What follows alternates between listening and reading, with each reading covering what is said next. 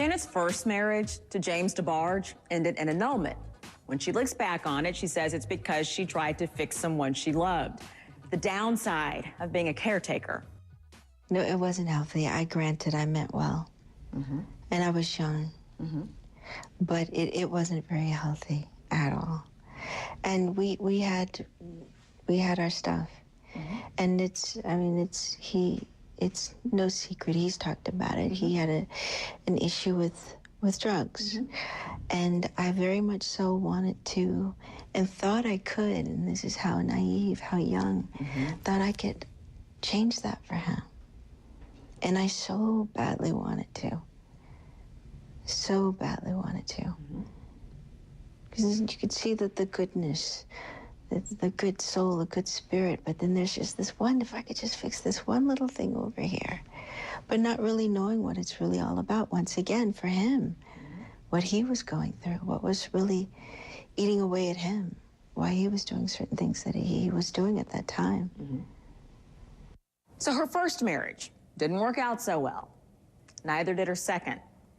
Will she walk down the aisle again? And what about kids? Oh, yes. You know I had to ask that. They say I'm very nurturing. That's a good thing. They say I should have kids because I'm very nurturing. Do you want kids? Yeah. Hopefully someday. God willing. Hopefully it'll happen. Honestly, if it's really meant to be, it will happen, and God will bless me with that. Do you want to be married again? God willing? It's really up to God. It's really talking about boys. Because I can hear my friends in my ear, which I'm not gonna. But it really is, and who knows? Maybe I will. Maybe I will. I never felt. There came a point in my life where I said, okay, maybe this isn't for me, and I don't need a piece of paper to validate the relationship that I'm in, my love for that person. But there's also something to be said. I don't know, to that bond, that closeness that you feel that it can't be penetrated by anyone, anything. But I don't know. It's in God's hands. It really is. You close to someone now? Can you tell me anything about him? Something, a little something? He's very, very sweet.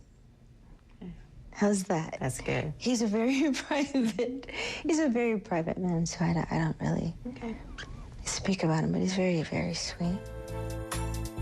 Coming up, what made fans gasp at a recent concert, and the footage she just cannot bring herself to watch. And a day doesn't go by where I don't think about him. Not one single day. Janet talks about losing her brother and what she's doing now to heal. Next on Janet Jackson, the HLN interview.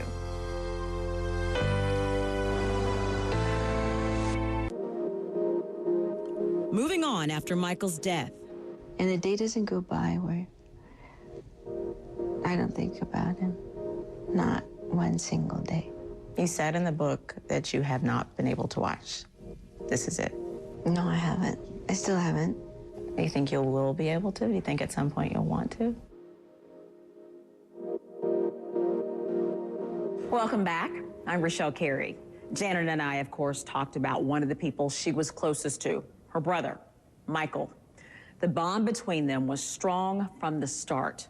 And there were certain things that I would talk to Mike about, and he'd teach me about. And certain questions that I would have, and he'd give me answers to. But then there were other things that I just wouldn't speak about. To anybody? To anyone. You said also that he gave you advice on how to take control of your life and your path and where you wanted to go. I'm an only child, so explain that. Talk to me about how siblings can help each other. I remember he and I were in his car. We had just gone to the Rolls Royce? Yes. Yes. We had just gone to, we were young. And that was his first car. And I was only, what, maybe 13, 14? We had just gone to this restaurant at the time called Love's. And bought a ton of dinners. and driving around looking for homeless people to give the dinners to. And we would have talks. We would do this all the time. We'd have like serious talks, and he would teach me about getting older. And that was the thing in our family. And when you mentioned the roles, was one of the things was when we turn 18, you have to buy your own car. You pay for your own school tuition, and you buy your own car. So I was already paying for my own school tuition. So it was about, okay, having to buy my own car. Okay. So he said, you know, you're going to want a car when you turn 18. You're going to want to learn how to drive, and you have to start preparing for this and saving up and this and that. And we'd have talks like that, which was very, very, very sweet. They've always stayed with me. Those heart-to-heart talks. Or another one that I actually mentioned in the book was talking about when the world would end. He would talk to me about that. What did he think? Someday, he said, the world is going to come to an end. And I thought, well, what's the point of living? Why should I want to be an actress? Why should I want to go on with my life? And he said, well, no one says it's going to happen tomorrow. At some point, it's going to happen. You keep moving forward. You keep reaching your goals and living your life. And we would have a lot of talks, a lot of heart-to-heart talks. You said in the book that you have not been able to watch This Is It. No, I haven't.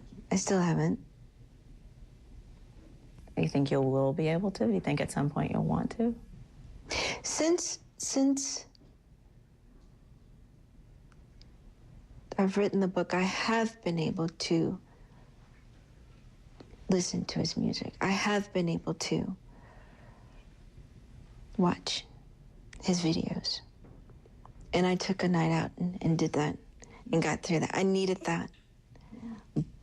But I can't, not yet. This is it. I can't see that just yet. But someday I know I will be able to. And it wasn't healthy not to. A year had passed and I still hadn't. Just to hear his voice. And a day doesn't go by where I don't think about him. Not one single day.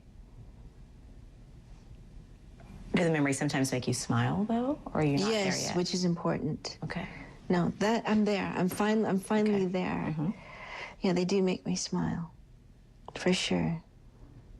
Okay. And how silly. He was so silly. So silly. Very beautiful.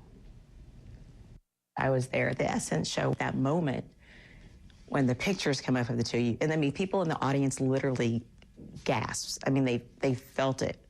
They felt it like I can't even explain. I'm glad. I was going to ask, why was it important to you to put that in there? And how difficult is it for you at that moment in the show? I'm okay with it now. Then it was pretty tough, and I did feel the energy from the people.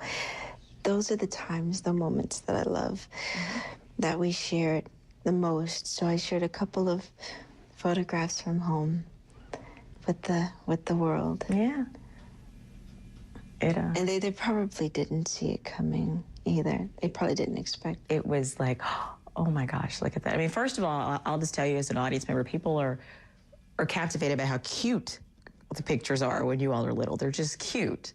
And then I think that that moment is when people realize they are people. They are brother and sister. Do you know Family, what I mean? Human. Yeah.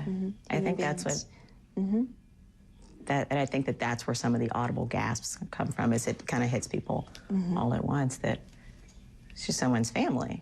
My brother. Yeah. Janet shares more on her brother in a few minutes. But what about the rest of the family? The last time the world saw them all together was at Michael's funeral. I asked Janet if she'd ever tour with her brothers. I don't know. I really, really do not know. There was a moment when we all talked about it, when Mike was still here. And we all talked about doing something together. So you never know. Is that another one of your God willing, maybe? Whatever. I don't know. That's okay. I really don't know. Okay. And that's the honest truth. I believe you. Well, let's talk about your tour right now. My tour. What do you want the audience to get this time? I hope they just enjoy themselves.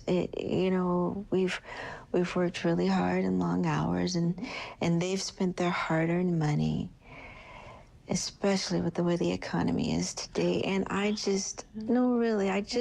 hope they can forget their troubles and worries, if any, and just enjoy themselves. And I hope they enjoy it and just have a good time and forget about all the drama in their lives, if any, and just have a really, really good time. We're so excited. Explain for people who don't know how you picked your tour dates, your tour locations. Explain that. The fans. I allowed the fans to go to my site, to janetjackson.com, and to let me know if they wanted me to come to their city, to vote for me to come to their city. Oh my gosh, it's been crazy. It really has. And I wanted it to be something a lot more intimate.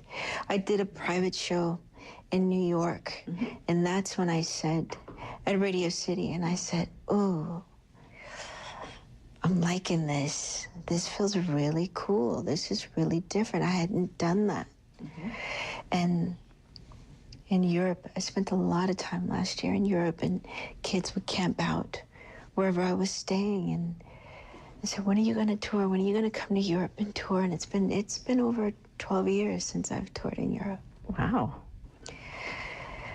And after doing that show, that private show, I said, this is it. This is what, this is how I want to do it. This is how I want to go about it. And the response has been incredible from the kids. This is just the beginning. And I think it's going to run me a